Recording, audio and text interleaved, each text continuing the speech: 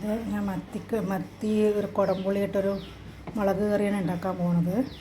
നമ്മുടെ പാലക്കാട് അങ്ങനെ ഉണ്ടാക്കില്ല, എന്നാലും എനിക്കത് ഭയങ്കര ഇഷ്ടമാണ്. എൻ്റെ നാത്തൂൻ്റെ വീട് ചങ്ങനാശ്ശേരിയാണ്.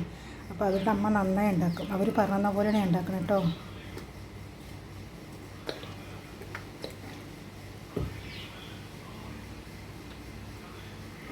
ചട്ടി ചൂടായി വെളിച്ചെണ്ണ ഒഴിച്ചു. ഇതിൽ കടുക് പൊട്ടിക്കില്ല, ഉലുവയാണ് ഇടേണ്ടത്. പക്ഷേ ഞാൻ ഉലുവയ്ക്ക് പകരം ഉലുവാപ്പൊടി ലാസ്റ്റ് ഇടുന്നുണ്ട് കേട്ടോ.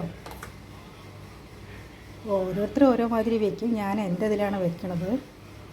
ഇതിൽ ചെറിയ ഉള്ളി, വെളുത്തുള്ളി, ഇഞ്ചി, കറിവേപ്പില.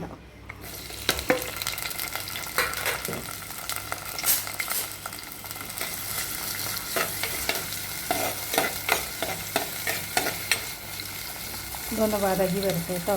ഇത് ഞാൻ കാണിച്ചു കേട്ടോ. ആ വെളുത്തുള്ളി, ചെറിയ ഉള്ളി, ഇഞ്ചിയൊക്കെ വരട്ടി വന്നിട്ടുണ്ട്. ഞാൻ അതിലിത് മഞ്ഞൾപ്പൊടിയും മുളക് പൊടിയും കൂടെ വെള്ളത്തിൽ ചായച്ച് വെച്ചാണ് അതിന് ഇടുന്നത്.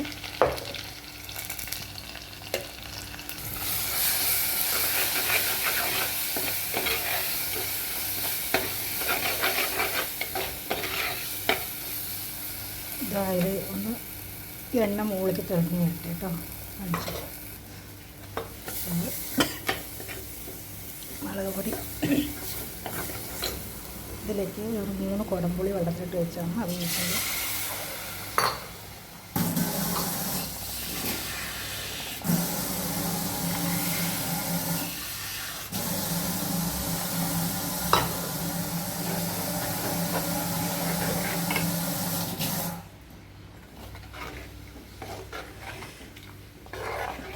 കുറച്ച് ഉപ്പിട്ട് കൊടുക്കുക.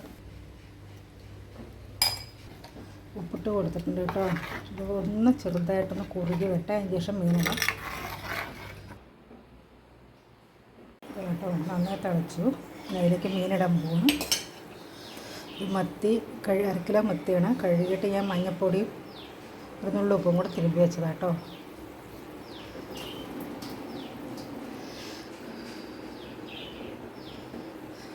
ഉണ്ട്